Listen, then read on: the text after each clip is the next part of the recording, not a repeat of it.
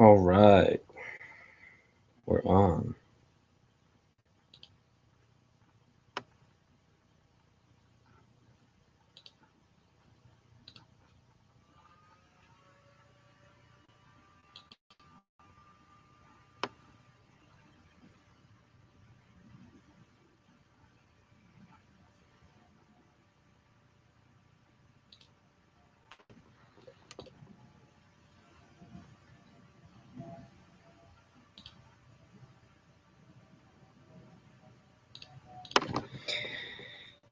Can you guys see me? Can you hear me?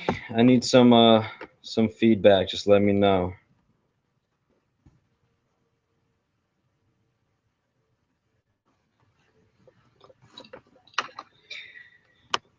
Can you guys see me? Can you hear me? I need some feedback. Just let me know. Seems like it's on a little bit of a delay, which is all right.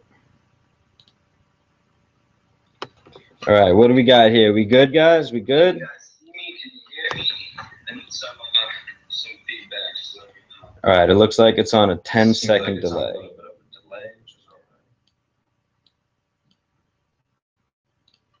All right.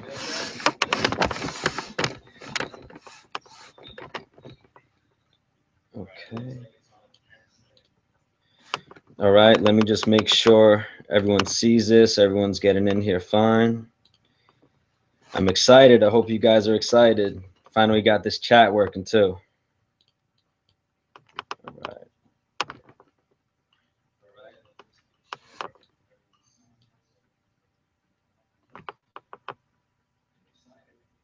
All right, what do we got? 22 people. All right, good start.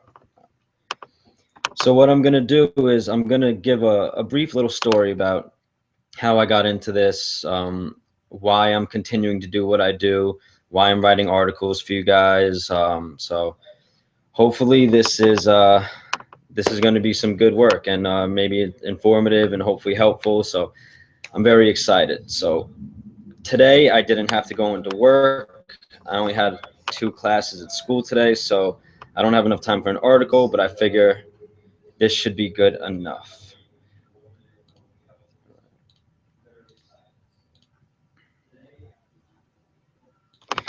All right, so first thing that I would like to do is go over how I got into this, all right?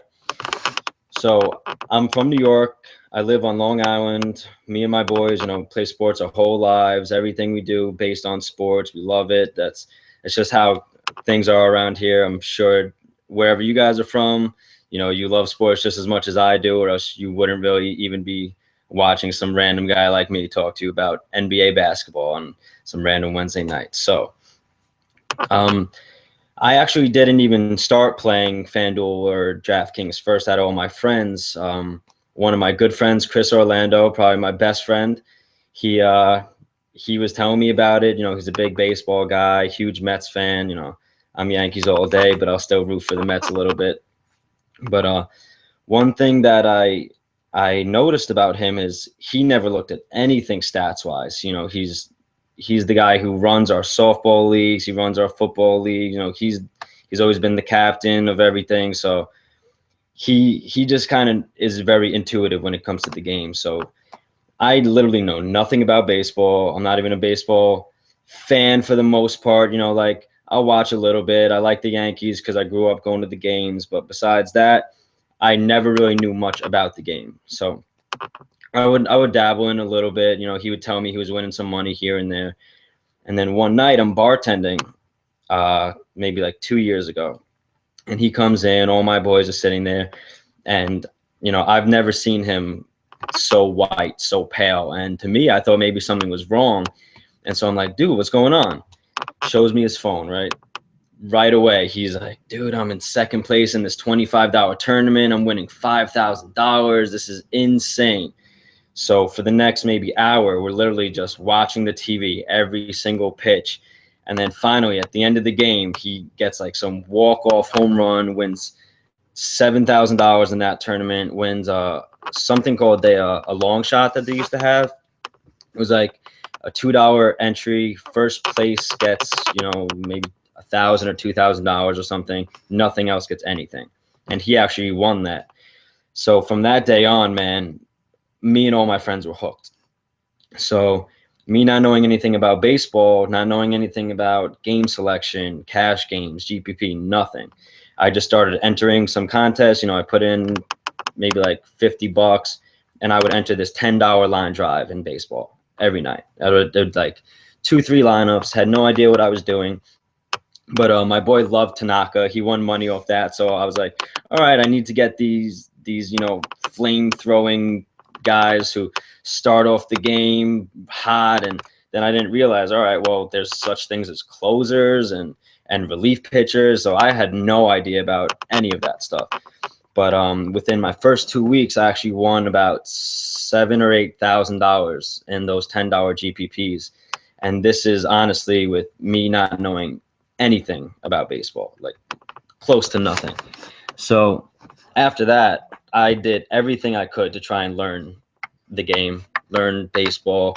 I'd pick his brains and everything, but I realized no matter what I did, I didn't really understand the game. So what I found is by searching and looking on rotogrinders.com, I found the starting lineups there. So that was huge for me, just finding that community, really seeing all the people who are helping, all the forums and everything. So right away, that was literally my first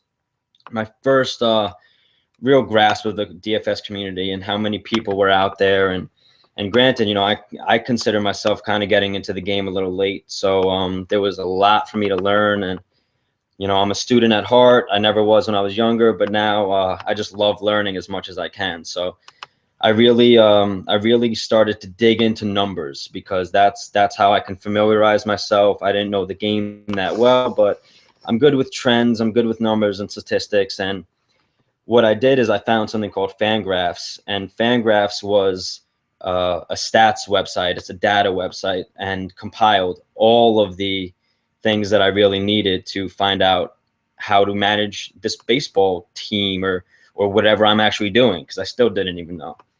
I just knew I had a couple of dollars to spare. I wasn't putting in that much, and when I won that big money, like literally since that day, everything's been DFS for me.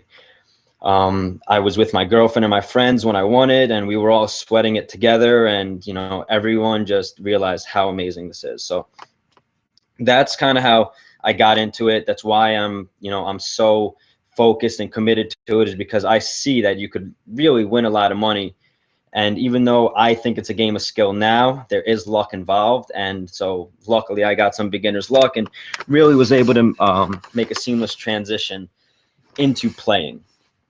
So baseball is my worst sport by far. I said that in real life standards, but when it comes to DFS, it's my best. Basketball is my second best when it comes to real life and knowing the game, but it's probably my second best when it comes to DFS. And then football, I know the best out of any sport. I could tell you every single player that's playing on every game. I know how the coaches are going to manage games, all that stuff. But when it comes to DFS and putting in lineups, I can't get it together. I don't know what it is. 2 seasons, and I've just been awful at NFL. So I quit it early this year and really got into NBA. I know the sport well. I know the players. I know the game itself. I don't really know much about the coaches and how they manage the game, so that's definitely a pitfall of mine. But once again, whatever I don't know in intuition, I make up for in statistics. So with that transition, I'd like to just mention that I know it's a large slate tonight. I didn't really have much time to really comb through it. I didn't really even do anything with it today. So I want you guys to kind of just see my process from the beginning. And I'll try to go through as much as I can. I'll be looking at this chat as well. So if you guys have any questions on anything, don't be afraid to ask. I'll stop a thought mid-thought if you guys need me to get an answer out. But once again, there is a delay. So I'll try to do the best I can in managing that. With that said, let's get to the God mode that everybody has seemed to love and how I came up with it. Hopefully you read the article about it that I wrote, but if you didn't, or if you still didn't get any clarification on that, I will do my best to go through that now. I'm just tweeting out the link again. Guys, try to retweet if you can. Let's get as many people in here as possible. And all right, on to God mode. So Fantasy Labs is a website that I'm sure many of you have heard of, but it's by CSU Ram and John Bales and two very, very bright minds. And what they did is they set up a database of historical statistics, how players have performed during those statistics, and it really makes you look at different parameters and how people have performed in the past and how they can perform in the future. So I like to look at DFS as a Moneyball type of thing and how to really just analyze and get the best value out of players, not just the most points. Because even though, I'll have players in my articles that are $10,000 salary wise, you can still get 5 times value out of them. And with those guys, even if you get 4 times value with, 40 points, it's not great, but that's an awesome floor to have just on your base score. So there's a lot of different ways to look at things. And, I'm more of a cash game player. I like to be very consistent with my picks. I try not to take guys who are going to be hurt. I try to take guys who are going to get the most minutes and usage. And that's why if you read my articles, they're more basically just based on let's be consistent. Let's get as much safety as we can with the upside. So I'm always looking for around 5x value. I like upside a lot, especially when I'm doing anything besides cash games. But I try to find that safety and consistency first when I am looking at my cash game lineups. So on to God mode and what it is. When you have these trends, you're analyzing historical performance. So what I would do is I would go in and I would find these different these different trends that they made where I thought was okay. And let me see if I could show you guys my screen. That would be awesome.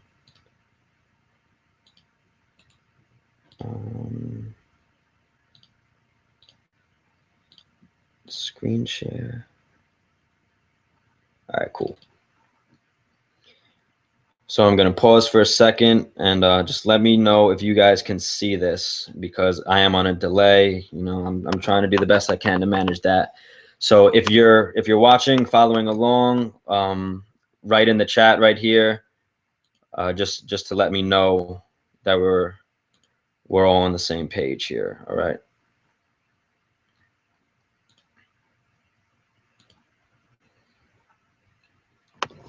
So I'm gonna give a full screen share. I'd just like to know everyone can see my screen. All right. Now I've basically been like a walking advertisement for Fantasy Labs, but it's where I start a lot of my research. But before I get into the picks, I just want to show you guys exactly what God mode is. And it's not foolproof. As you can see, there's a consistency of 71. But if you look at any articles that any of the Fantasy Labs guys have written about those the trend of the week or whatever, they always have very small sample sizes. And although the points are really good, and I'll explain what that means in a second, you want to have a large enough sample size that it actually makes a difference for you. So there's an average projection of 25, let's just say, throughout all these 1,400 different instances where these criteria were met. So this criteria was met 1,400 times in the past. And for someone who had 25-point projection, they ended up increasing their actual points by 31. So it's safe to say that if you're picking someone from this list, they'll probably get around 6 more fantasy points than you're even expected. Now, this is something I tweet out for you guys. I know it's not something that most people do. I'm trying to give something a little new that most people don't see on a daily basis. That's why I'm always tweeting out different types of information and stuff like that. So I really want you guys to get an understanding of how the game works.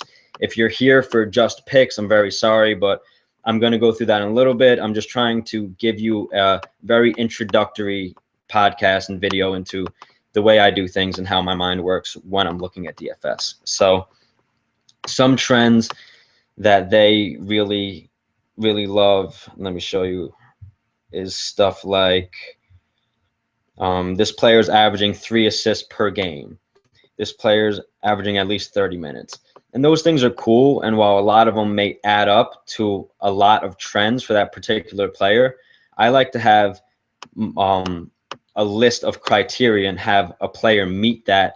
And I know if this player is meeting all these different bases of criteria, they are probably going to have a better than average night. And while these aren't foolproof, you can't just select every single player in here and expect them to do amazing.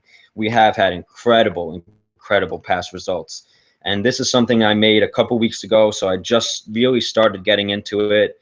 And the more I get into it and the more I show it, the more people like it. So real quick, just going to show you some past results if you haven't seen this before, if you don't know what the God mode is, but it's just a trend that I've created about players fitting certain criteria. So I want them to be projected for at least 25 minutes. I want their PER, which is player efficiency rating, to be at least 12. And someone asked me earlier why I don't have it at a minimum of 15, which is the league average. And the only reason is because historically they do worse if they fit that criteria. So after tinkering around, that's a number I came up with. The season Vegas percentile. This is a percentile that Fantasy Labs themselves creates, and I like to be on the higher end of it. Now, I could go lower to 50 and go league average, but like I said, this is God mode. This is the best of the best. This is try and fit the highest criteria you can. And then after that, like Greg Monroe last night or something like that, they might just not be within, maybe the Vegas percentile, so they don't show up on here. Or maybe their usage is not expected to be too high, but someone gets hurt before a game or whatever, and it just benefits them. So this isn't foolproof. Just because someone isn't on here doesn't mean they're not a good play. So these are past results from the past couple days, just to show you guys. This is the expected column. This is where we thought the points were going to be, and this is where they ended up. So as you can see, there aren't many duds. We have 22 to 30, 28 to 40, 28 to 44. We had an Aflalo dud last night, and I mean, I was watching the game. He was shooting pretty well. He at one point he had 11 points and just 0 peripheral stats. So if he gets a couple peripheral stats in there, that evens out. Draymond, I'm not sure what happened to him. I didn't see the game, but I saw they had a pretty ridiculous third foul call at him at some point, so I'm sure he sat a little more than was necessary. Then you have Gortat, 27 to 29, and then Curry, 44 to 55. So like last night, Curry's in a good spot, but at the end of the day, when you look at the fact that he's in God mode and he still went over his projection to 55, like that's just crazy to me. A couple nights ago, Cousins against the Cavs. I'm really not a big fan of taking big men against the Cavs. It's just, they're really good against them. I'm not sure why. I don't think Mozgov's that good at all, but I know Tristan Thompson does pretty well. But these are just a couple past results. So if you want to look through here, you could really see how well they performed. It's pretty ridiculous. And like I said, I just started this a couple weeks ago. And I really wanted to monitor it a little bit before I started using it like that and really started giving them out. And after a few days, I really just love what I was seeing. Like this was a good couple days for it. Look at this, 24 to 37, 44 to 51, 44, 51, 19, 13. Had a little dud there with Dudley, which is expected. But Gerald Henderson, a guy like I literally would have never, ever touched. And I saw him on here. Dude gets 27 at $4,000. So this is a great trend. I'll be posting it up for you guys. It's just, I just really wanted to show you how it works, why it works. And it's just a criteria that I chose for myself. If you end up getting Fantasy Labs, it's something you can do. So now I would like to get onto the meat of it. And let's start with some of the picks. So I'm going to stop screen sharing. All right. So what I would like to do is show you guys how I go through my picks and my art to make my articles. I'm not sure how long I'm going to take here. You know, I may go through it quick. I may not. You guys are welcome to stay on as long as you want. There's such a big slate. Honestly, I'm probably not even going to do the main unless I do a couple of GPPs. And if you'd like, I'll delve into that strategy a little bit more of what I've been recommending people do with game selection as well as slate selection, which I believe is very important. Now, I'd like to preface all this by saying I'm not a pro. I'm not someone who does this as a full-time job. I'm a senior in college. I study computer science. I am the president of my 3D printing club. I created it, and it's one of the first in the whole country in college settings. So I really have a lot on my plate, and I try to do this as often as I can for you guys, as much as I can, because it also benefits me as well. I love the karma of helping people out and doing the right thing by people. But what I noticed is when I started writing picks, I started doing well and started doing a lot better for myself. So with that in mind, I'm a little bit selfish, but giving at the same time. So the way I started making picks, or at least writing the articles, was I was teaching some of my friends who didn't really know how to play. They didn't know anything about DFS or NBA. So there was one week I was experimenting with multi-entering, and me and a buddy, Colin of mine, Colin McClelland, if any of you know him, really good dude. He's the one who's been really helping me out with, you know, all the fantasy labs, and we work together, and we would go on Google Hangouts and just really go through all these picks, and I would just write them down as my player pool. So I would send them to my boys. I'd be like, yo, you should use these guys. They're looking good tonight. And one of my friends, Mark, is like, dude, I don't know anything about basketball. He's like, I don't want to have to make my own lineups, but I also don't want you to just give me yours. So what I would do for him is I would really go through and write out why I like somebody and the reasons I was choosing them and what I was doing my research on, and how I was looking at them in the form of a cash game and a GPP play. So all just different things that ended up manifesting themselves into an article that I was putting on Roto Grinders because I was doing it already. There was no reason not to post it up for the public. So I got great responses from that. My Twitter's been blowing up. People have been giving me amazing responses and showing a lot of love. So I really, really appreciate that. Trying to give you guys as much information as I can, as often as I can, in between school, homework, and my full-time job at night. Like, it's crazy, but hopefully you guys are getting a lot out of this. And I know for a fact that just my article alone, through people sending me DMs and tweeting at me, my followers won over $5,000 last week. That's excluding what I did myself, and I had a very good week. I'd say just in 2 tournaments alone last Sunday, I profited about 1,400. And, you know, I had a decent cash week. I won most of the days, but what I want, the reason I'm even saying this is because I use every single player that I use in my lineups are from the article. I won't use someone who isn't there unless something pops up crazy late, but I really, really give you guys a good idea through my articles of who I'm going to be using and why, and in what setting, whether it's cash game or GPP. So with that said, on to how I start my day and how I look at things. So one of the first things I like to do is here, you know, I'll give you guys the screenshot just so you can literally see everything that I do. All right, entire screen. Cool. All right, so you guys see it. So I have a template for my articles. You know, I have this whole stuff up here, the little spiel that I put in, but I have the template set here. So I just go through, I write down the players I want.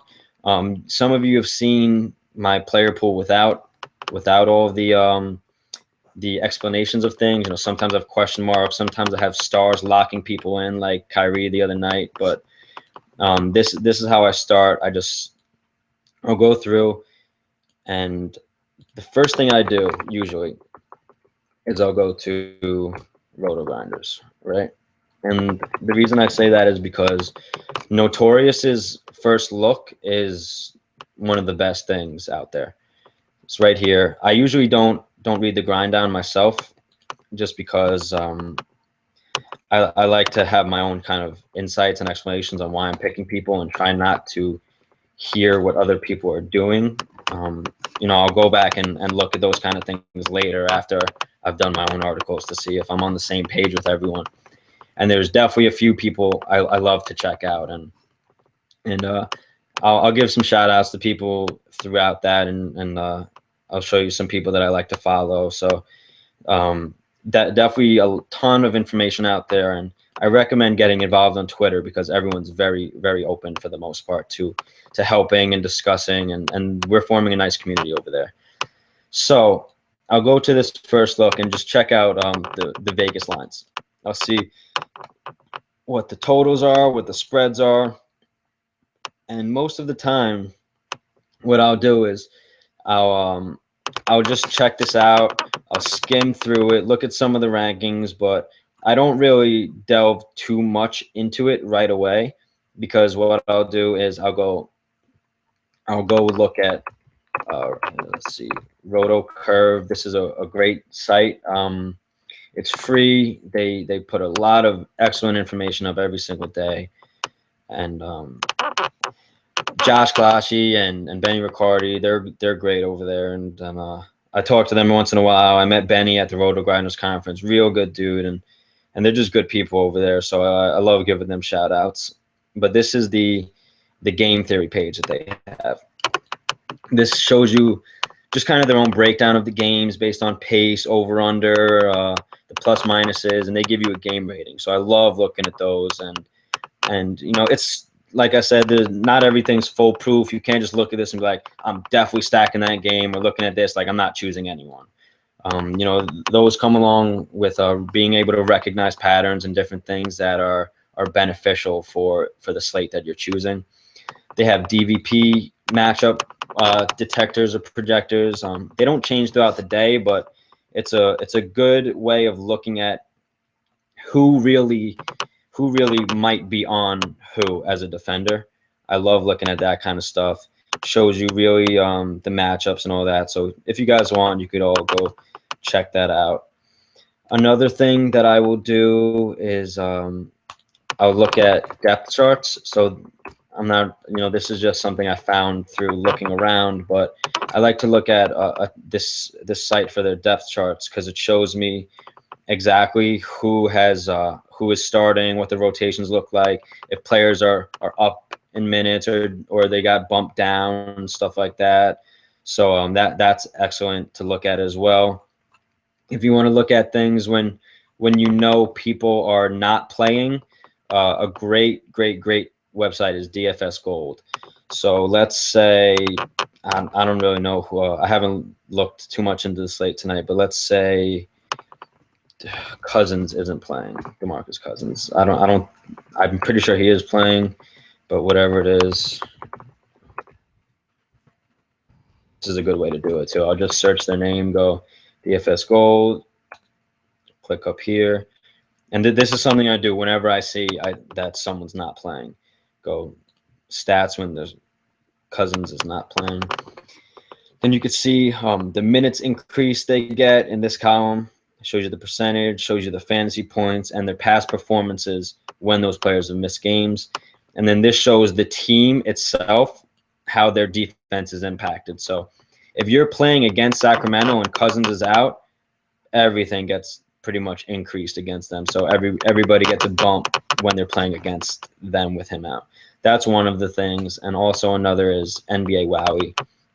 This is incredible because you can find information on when people are on the floor, off the floor, when they're not playing at all. So let's just do the same thing just for argument's sake. We'll go to Kings, and let's say Cousins is out and Rondo is out. So this is just hypothetical as well, but you go check that, and then it'll show you who's the prime beneficiary of pretty much every stat you could look for. Collison gets the most minutes, and this is just not on the floor, so that means that they might just be resting during the game at some point, and it doesn't mean that they're out of the game completely. But the thing I like to look at the most is units. What units are affected? Who's out there the most? So that's another thing I like to do. So I check all that stuff for players that I know are out, players that I think may be questionable. So I like to try to get ahead of that. Let me check to see if you guys have any questions on anything. Tolliver tonight with Ilyasova out here. All right, so let's check that right now. Let's see what we got with Ilyasova out. DFS cold. Ilyasova. And guys, I do put a lot of hours into researching things. So I do get meticulous when it comes to this kind of stuff. I will look through all these kind of things. The main beneficiary when Ilyasova is out, it looks like he's only been out once this year so far, but Jennings and Aaron Baines had great monster games. Their minutes didn't increase too much. Tolliver's definitely did, but his fantasy points didn't do well, so I'm not really sure what happened, but that's just an example. So what I'll do for my articles is I'll just straight up go into the Fantasy Labs player models, and before I had the player models, I used to just do it straight up by just going through FanDuel. So one thing that I've been really trying to harp to people of how I build my lineups is I really like to start from the bottom up. So I will go through players from the bottom. I literally start from the bottom up because when I build my lineups, if I start at the top, there's no reason for me to even go past these two. You know, I could just lock Curry, Paul in, and move on to shooting guard. And by the time I get to center, you know, I'm looking at maybe minus $3,000 left. So I like to do all my value plays first. And if you've been following along, you know that I make all value lineups. So what I'll do is I'll go through my list. I'll see, all right, these guys are the cheapest two that I would possibly use on the slate. And then I'll just literally make a lineup with them as my point guards. I'll do the same with shooting guards, and I'll go all the way through. So I have a base of the very cheapest players I'll be using for that night, and then I'll upgrade there. So one thing I did last night, which I was talking with Nick Mencio about, is I created my all value lineup, and then I had Bayless and Nito, and then I think I had maybe like Galloway and someone else or whatever. But what I did is I just went straight up from Bayless to Curry. Now I have star scrub. Then shooting guard, I went up to Harden's and then left whoever else was there. Small forward, I did that with Melo. So I ended up with Curry, Harden, Melo, and Draymond. And then I had a bunch of scrubs in there like Corey Brewer, Tyler Zeller, Nito, whatever. But came up with a pretty okay lineup, and I was just messing around. But that's the drastic example, because what I really do is I will go through and upgrade each individual player, like the next tier that I like. So I'll go up from, very value, and I'll bring, Isaiah Cannon up to maybe Patrick Beverly or something like that. And then I'll have like another tier of mid-value guys. And then I kind of just start constructing lineups like that and build up. So I end up with such a balance with safety and upside that if I started from the top and then, I'm looking to scramble and find someone who's under $4,000, I don't need to do that because I already have guys locked in that I know I would use. So that's just a brief explanation of what I do with the actual all value lineups. How much does the membership cost of the tools I use? Fantasy Labs is $60 a month, and honestly, I'm gonna be frank with you guys, I don't even pay for it. My boy Colin does. He helps me out with that because honestly that's a lot of money for me, even anyone like me to pay. I'm a college student. I do have a full-time job, but that's paying for my college, and there's a lot of different things. So if once he doesn't use it anymore, or when that happens, whatever it is, I'll do just as fine without it as I did with it. But I will miss the God trends, so I'll figure a way out to use that. But besides that, nah, there's not really anything I pay for. RG's free, but no, RG's not free actually. I paid for RG every season for the trend, no, the daily research tools and stuff that they have. But that's because I owe RG everything I know. RG, is RotoGrinder has been great to me. So that's why I continue to stay there. But besides that, a lot of the websites I use are all free. A lot of the information I use is free. To show you guys how I found out like the narrative street with Melo yesterday, I just did something as easy as Carmelo Anthony versus.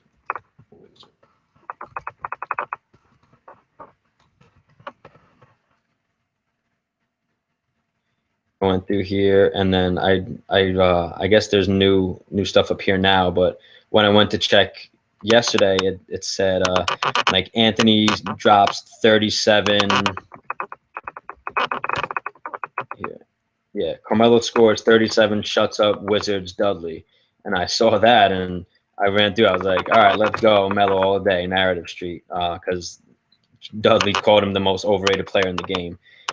But besides that, like I really just I don't really pay for much. I try to maintain as much profitability as I can, and that includes paying for tools. So like for someone who I don't play thousands of dollars every night, $60 a month definitely adds up for someone like me. So you don't really have to spend much money. So on to that. If you guys want to follow along, just go under FanDuel, act like you're creating a lineup. I'll show you. I haven't even put anything in today. I've just been so busy. But let's see.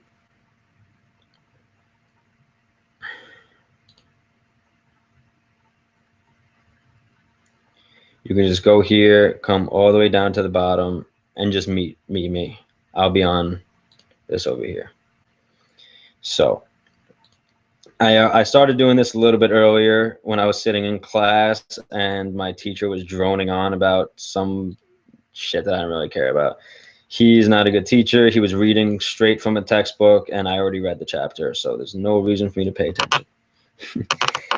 Now, what I will do is here they show me matchup and pace, and this is, besides the God trend, this is really my favorite part about Fantasy Labs and just these two right here. Now you can get these information from the free sites and everything, and if I didn't use Fantasy Labs, I would have that in other places. I think RotoGrinders has some good tools about that, but I just like the way this is set up and color coded and everything. So what I'll do is I'll go here and I'll just really click from the bottom up and just see what it's looking like. I don't like, I'll basically just be looking at their game logs and I'll just see, all right, these guys suck. Like you could see this is how often he hits value. This is the price that he's had. So I know I sound like basically a walking advertisement for Fantasy Labs, but that's how I spend a lot of my time on it. And if I wasn't using it, I would just be using something else. And that's what I'm at the moment. So we'll go along with that. All right, so I haven't even looked at the slate yet, so I'm really just going to comb through. I have a pretty big list here. I'm going to delete it and just go through and show you guys the players I would use off very first glance. There's too many to just really go through, so I'll do that. Isaiah Cannon, would I use him? Probably not. He's in a good spot going against Sacramento. They're awful. Just his minutes aren't great. I'm not really a big fan. Nito, he kind of bummed me out yesterday, but he should be getting, good minutes. I don't know why it was only 19. I'm pretty sure he got into early foul trouble, but they don't like him today. I like him a little bit more just because of the pace that he plays at. It's a very high pace that you see.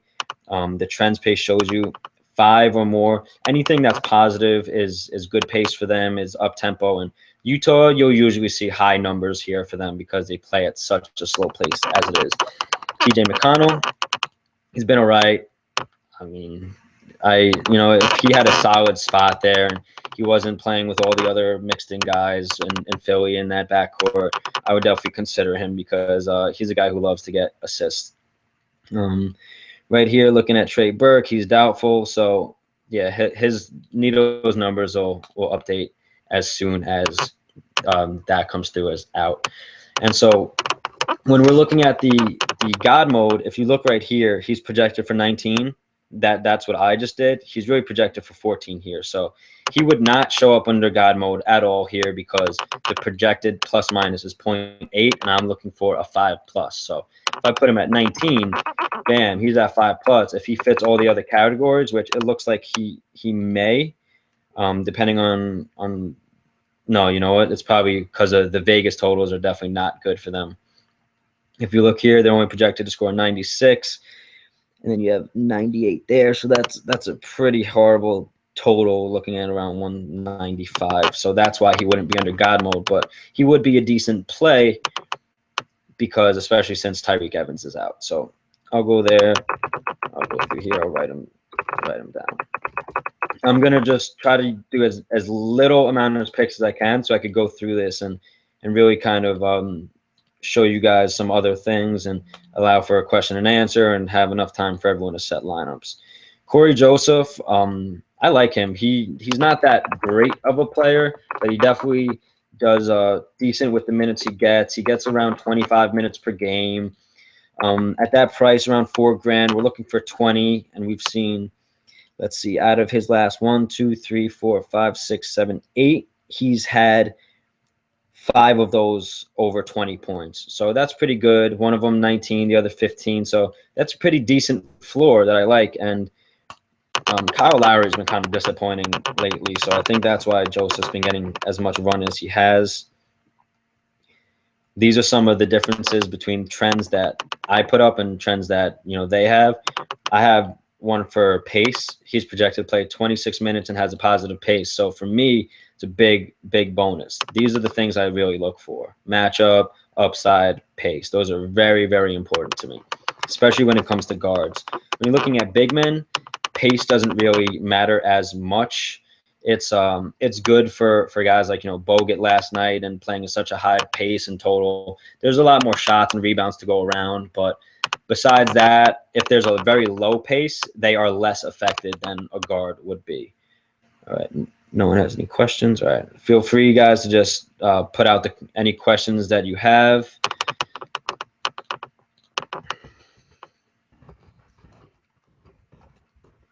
I'm just putting up another post for the podcast to get some other people if they haven't seen it yet.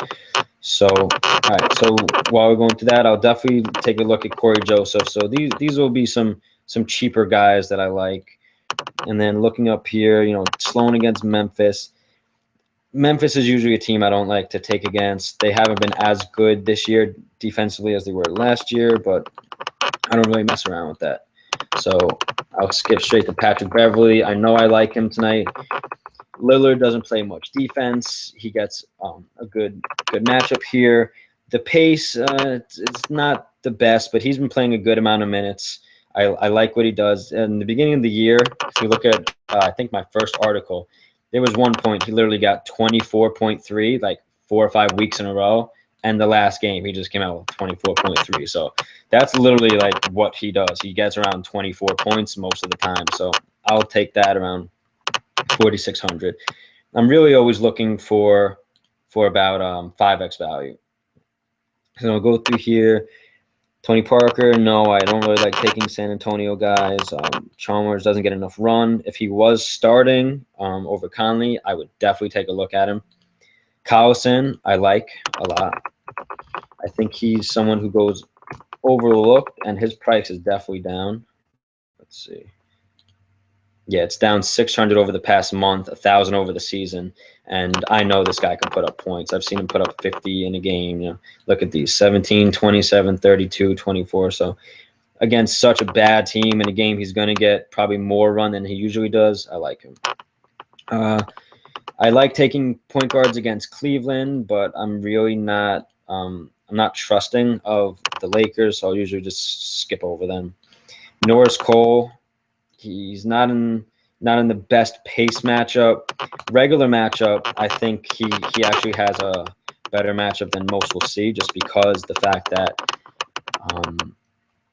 what's his name, Nito is playing point, and I don't think he's that good at defense. So I'll go down and write him. And this is literally what I'll do when I'm going through my player pool.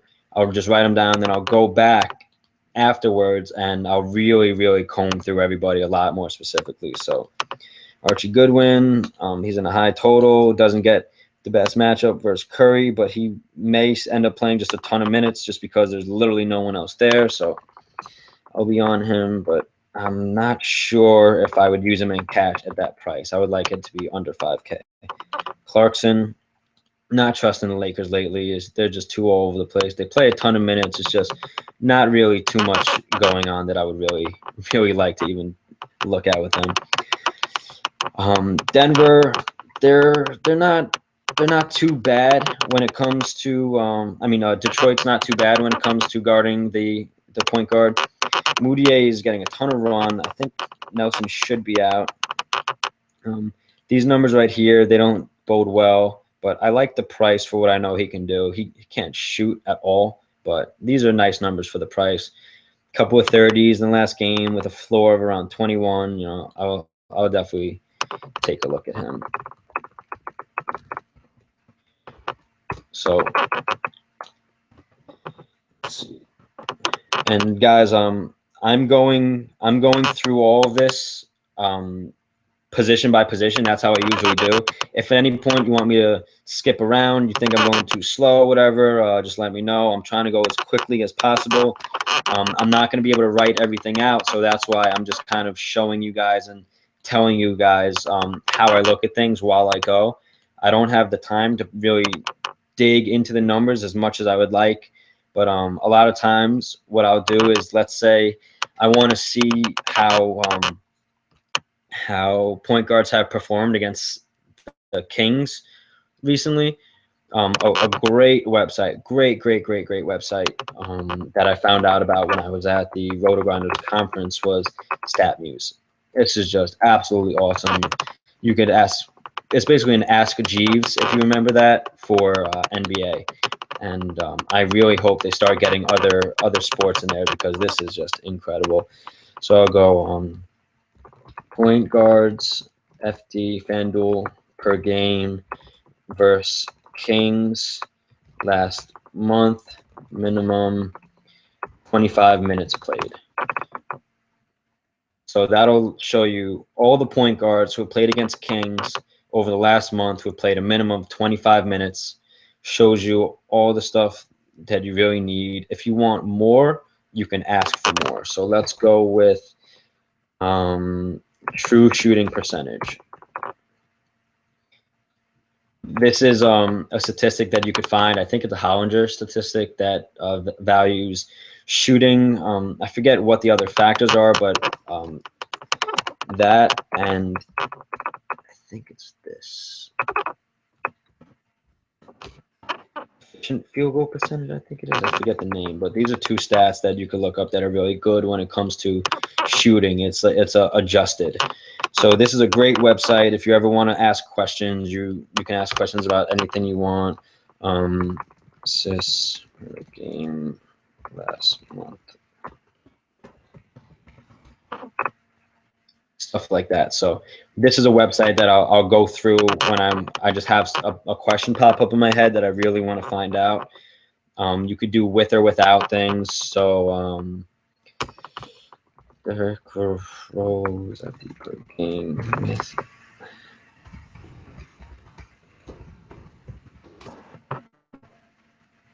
So, oops. So you could see with Jimmy Butler, Rose does 28 FanDuel points per game. Without him, he has 36. So this is really good to look at. You could do it under time spans. You could look at all the different stats and everything. So that's another website I like to use. So then we'll go through here. Derrick Rose, I don't know if Jimmy's playing or not. If someone would like to just look that up real quick for me, that'd be awesome. But I will take a look further there. He doesn't have the best matchup and pace statistics in the world, but I could definitely see him doing well against those bum-ass point guards they got over there. So I skipped over a couple guys just because I was just showing you the Rose thing. But let's see. George Hill. Love me some George Hill. George Hill is a guy who's going to play all game long. He's going to play 35 minutes. He's not going to get you 45, 50 points, but he's going to get you 20 to 30 points. And for cash games, until his price goes over 6K, I'll definitely take a look at him. And now, guys, this is why I end up with so many players over in my articles, because I'm just going through and just seeing the guys I know off the bat that I would use. And then once I do this, I go through later on and I'll write in and I'll really go through and look. I'll be like, all right, I really like Beverly for cash game play. He's scored 24 points per game over his last 5 or whatever it is. I'll put that there because I know, all right, I'm probably using him. But it's like, all right, Darren Collison, minutes aren't guaranteed, whatever, and then I'll be like more of a GPP play. And so that's why I put so much information in my articles. I'm not telling you this is the guy you got to play. Sometimes I do, like with Kyrie the other night. I never really ever say that someone's a lock, but he was the first person I ever put as just straight lock. Like, I'm using him tonight. I said he's in my cash games across the board.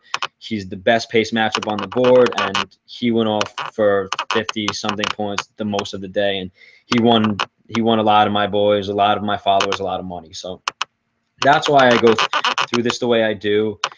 Someone like, let's just say I put in D'Angelo Russell, who I had earlier. I'll just be like, all right, I don't really like him much today, and then I'll go into, he's seeing 36 minutes per game, so you can use him, but be careful. I know I'm not typing well. I'm kind of looking at other stuff while I'm doing this, but that's the reason why there's always so many picks. They're not the players that I'm saying you should definitely use, but they're players that I am considering for that slate. And if I multi-enter, which I don't do often, but when I do, I try to use as many of my picks as possible because I know I like all of them, and that's how I try to fit everyone in. Butler out 3 to 4 weeks. Oh, wow. I don't know why I didn't see that, but that's fucking crazy, man. He's one of my boys. Jimmy Buckets is too bad. All right, so yeah, so that thing for Rose, that makes Rose a good play today. So anybody who noticed that, stay along there. Let's get D'Angelo off my page because I don't need any viruses there. Let's go ahead. All right, so once again, if I'm going a little too slow, let me know. I'm trying to speed through and trying to just avoid any players on this large slate I just really don't even care about. Jeff Teague. If you ever see me mention Jeff Teague or roster Jeff Teague, just please just don't follow me, unfollow me, because he's just someone I'll never ever use unless he literally is mid price. And I'm like, all right, well, how's Schroeder looking today? But either way, I know he's been doing well lately.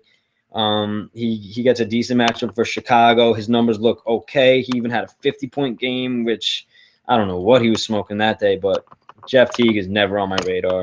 Just one of those guys I don't like to use. Reggie Jackson, he's good. His price is lower than what we're used to. Get a pretty good matchup, but Brandon Jennings over there is a beast. I don't know why they don't use him. He's basically a lefty version of Reggie Jackson with a little more ego. I've been watching that kid since he was in high school, and he's a baller. He's like, I don't know, he's like a Terrell Owens with less talent. Ricky Rubio against Lowry gets an okay matchup. I'm not really a big fan. Rubio is someone who doesn't score much, depends on assists. I don't like Minnesota, their guards as much, but I have been falling in love with their front court in Georgie and Towns. Those guys are just killing it. Ish Smith, I don't know if I can consider him my lock, but at 7,000 against Sacramento, the same team that Kyrie just torched in these numbers, I might throw a lock on there, but I'm definitely considering Ish hard today. And that's just because Sacramento's awful, Philly's awful. The only thing that I don't like about Ish Smith is the fact that there are other point guards there who just really aren't that good, but get a lot of run. I don't know why, because Ish proved that he could just manhandle that team. Kyrie Irving becomes another one. He's a near lock going against the Lakers. And then let's see, you got a couple left. Isaiah Thomas. I don't like taking point guards against the Clippers and CP3. Kemba, he's someone you could take any night because he can explode, but I don't like taking them against Indiana because George Hill's pretty good. Rondo's prices come down. 40, 50, 40, looking good. Minutes are fine. All right. And once again, like I'm just really skimming through this. I would go a lot more into depth, as you guys see in my articles. I'm just trying to give you just a base through the picks, and this is for myself. So as soon as I get off with you guys, I can just breeze through this, and I've kind of already voiced it out loud. And I probably will go watch my own podcast after this to see how I did, to see what the pace was like, and hopefully I'm doing all right for you guys. So Lillard, Beverly's pretty good defensively, but Lillard's just an animal. I love him a lot. He gets an okay matchup today. His price is pretty high, but you could basically just choose these next two guys, Paul and Curry, and whatever. So that's how I go through it. That's what I did with point guard. So for right now, I know you guys may be looking for just straight picks, but like I said, this is really not about that. I would like to give out as many picks as I can, but this is a very big slate, so to go through the rest of the positions would take a while. I will be doing them after I get off this video, so if you have any questions, I'll do my best to answer them. But that's really how I'll go through things, and now what I'll do is I'll go through these guys and I'll really weigh out, all right, what's the matchup looking like, who's on the court, who's off the court, what are the minutes looking like. Now let me see if there's just a couple of other things I could show you that would be beneficial to you guys. So here, let me get this going.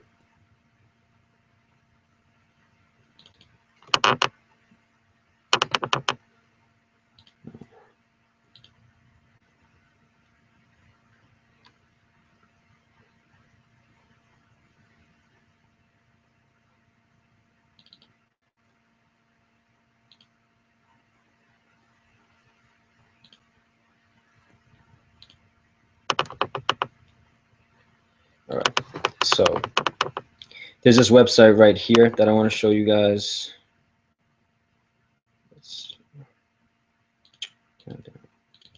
All right, this right here called NBA Savant. This is really cool stuff.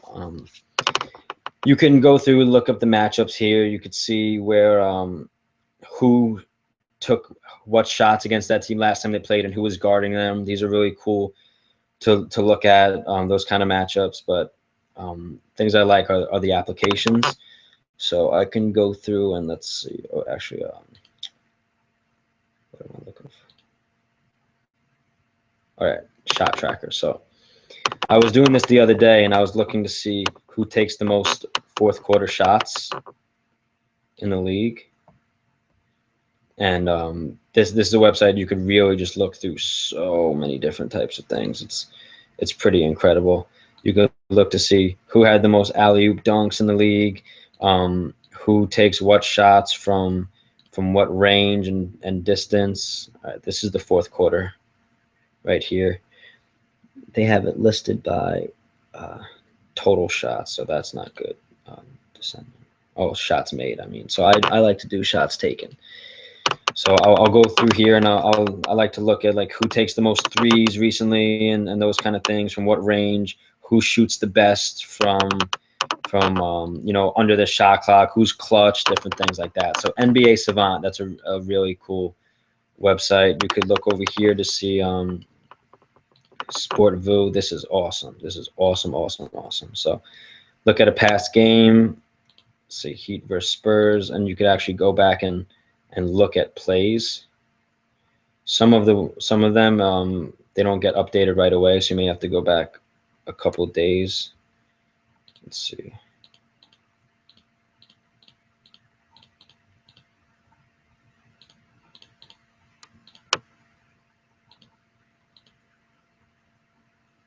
I don't know why it's not working, but some of them don't work for some reason, but it is really cool when it does work. Not really looking too good right now for NBA Savant, but all right, get away from that. So let's just check out God mode real quick, if it's been updated, what it looks like. All right, we got a ton right here now. There's even more than earlier. Yeah, Ish Smith is on there, so he's definitely someone I'm looking at. Let me see. That's not worth it. All right, so I'll be tweeting these out in a couple minutes for all you guys. Someone asked before if I could go through the criteria. I'd recommend just going and looking at the beginning of the video, because I actually went through it. There's not really too much rhyme or reason for some of the things, like usage. I just found a good range. PR, I found a good range. Minutes, I want someone to be over 25 no matter what, and Vegas percentile is just kind of the range I came up with. So I'll tweet these out for you guys, and then let's see what else can I just show you real quick. Oh, okay. So I have something I want to tell you. All right, guys. So when it comes to game selection, one thing that I've been telling everybody is, first of all, you know, cash games, that if you're that type of player, you know, stay consistent, stay upside, whatever you want to do. But I like, when I'm trying to get GPPs and multipliers and things like that, instead of doing like a $2 shot where, yeah, the top prize is 20 grand, I'll definitely enter one of those, you know, just in case a lineup goes off. But what I really like to do is go through these leagues, these 100-man leagues, and it's the ones that have 100 people in them. They're, let's see, what are the $2 ones looking at, or 5? Let's go to the 5, for instance. It's 100 people, and you have $125 to first place. So what I'd like to do is look at these instead of GPPs, because let's say, you know, you come in 7th to 9th, and this is top 12% as opposed to top 20, but a lot of people just put in straight GPP lineups. So you do have a lot of dead lineups in these, the same way you would in a GPP. The only fact is that, I mean, the only difference is that there are a lot of less players, and you still have a decent multiplier that you can hit. So, you know, if you put in $5, quintuple up here, it may seem like it's a little bit harder, just because you need to come in top 6, as opposed to if you're in a $5 quintuple up. But in these, people treat these as GPPs, and I treat them as cash games. So the lines in these usually aren't crazy high, and the top prize, 125, like I've won that a few times recently, and me and Nick Mencia were battling it out the other last night or 2 nights ago for one of the little $2 league ones. But that was pretty funny. But what's good about these is, you know, the top prize is 125. In order to get that in, all right, let's say at the $5 tournament, let's see what's open. Stuff's not even open anymore. Let's go with the mini layup right here.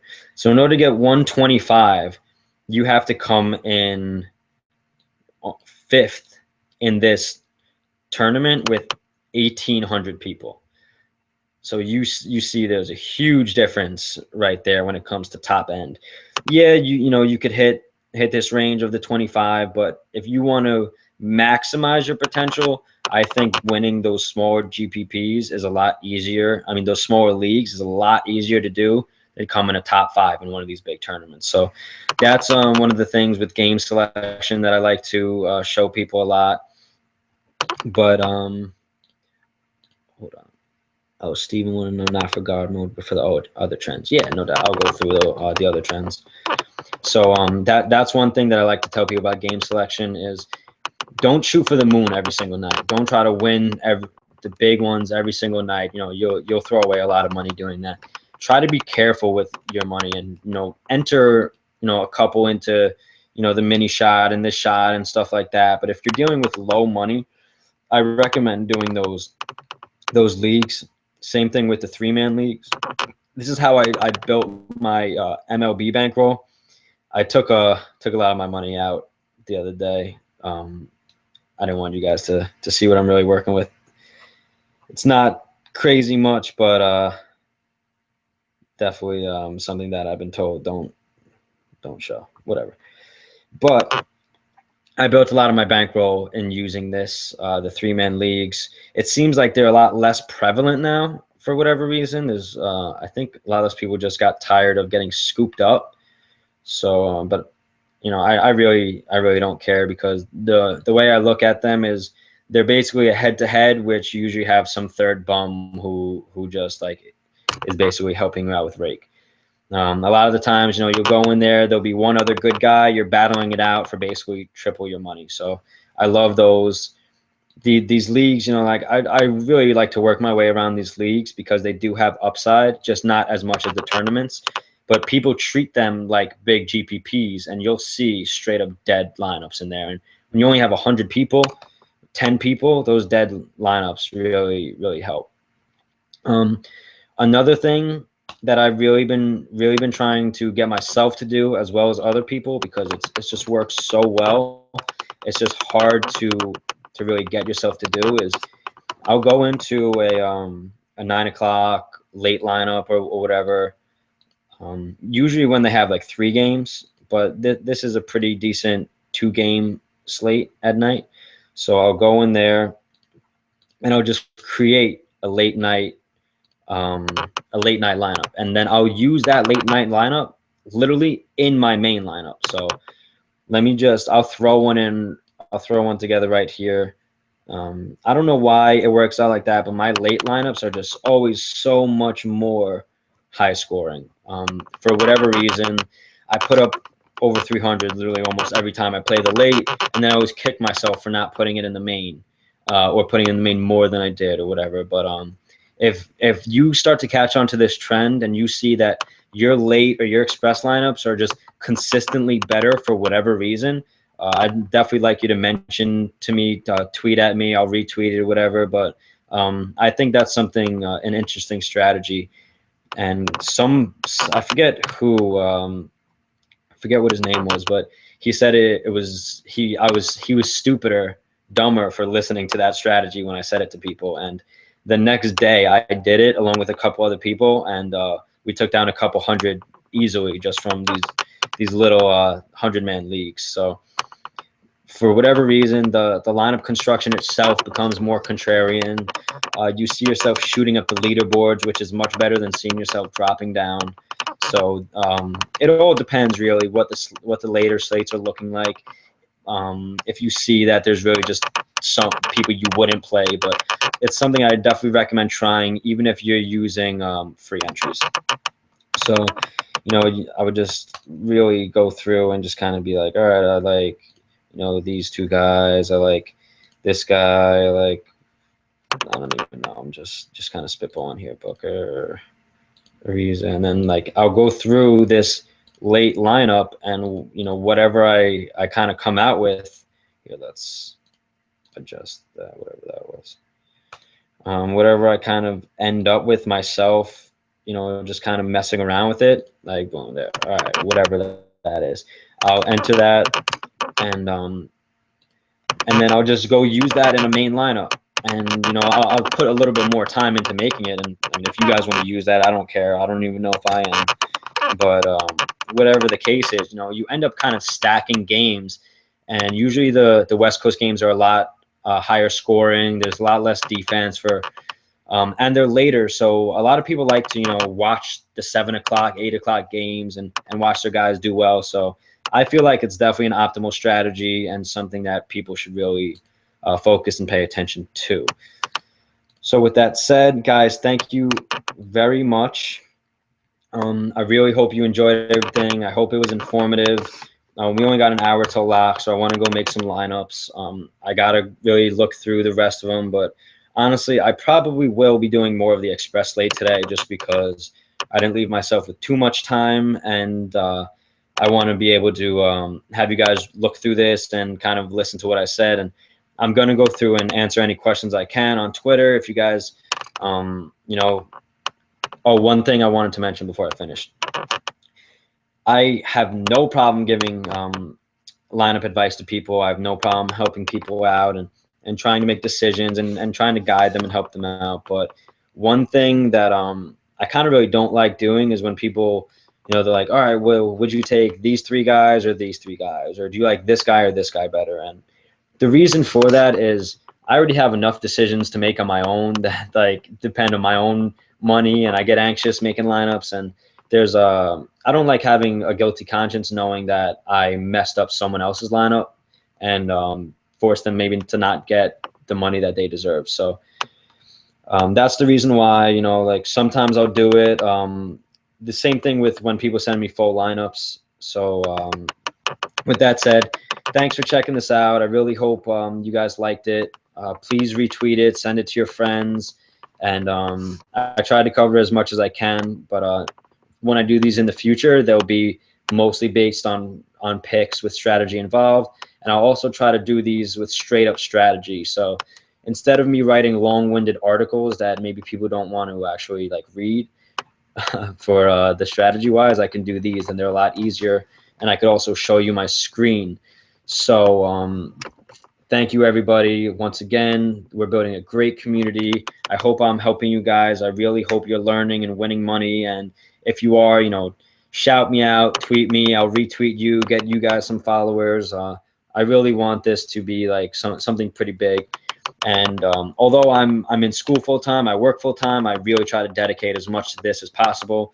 My girlfriend doesn't care. She loves it. She loves the fact that I do it. She doesn't play, but as long as I give her the remote and say, do whatever you want, she's cool with it. So I have a pretty good thing going on here. And as long as I continue to enjoy what I'm doing and don't lose all of my bankroll and money and everything, I will help you guys. And hopefully you guys can do well. And I look forward to the rest of the NBA season and the MLB season coming up.